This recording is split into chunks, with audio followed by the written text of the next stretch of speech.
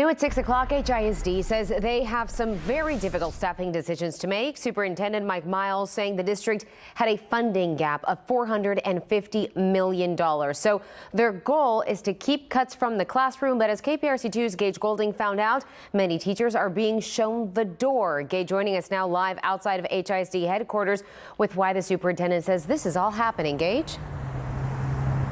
Yeah, look, this is pretty super easy, I would say. The superintendent, Mike Miles, saying that the decision to keep or not renew a teacher comes down to a couple key factors, the biggest being performance. So look, this isn't any groundbreaking thing. This is something they do every single year. However, there's also no secret that the district is at a budget shortfall. And it's also no secret there's a teacher crisis in Texas and across the entire country.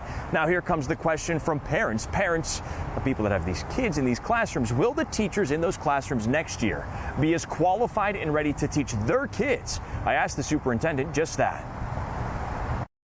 I am absolutely worried about the quality and experience level of the individuals who are going to replace these teachers. How do you plan on replacing those educators with people of the same standard and experience level?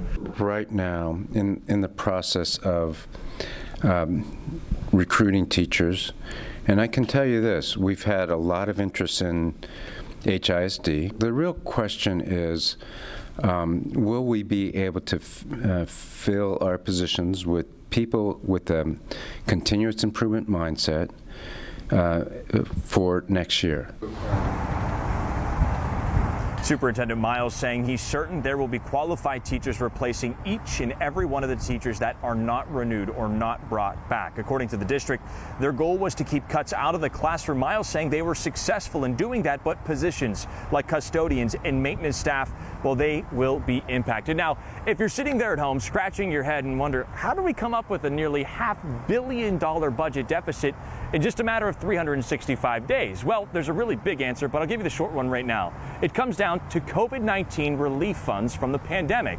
All right, we got a lot to talk about. I'm going to dive into that and explain how that happened and why the superintendent says the funds were inappropriately used. Live outside of HISD headquarters, Gage Golding, KPRC2 News.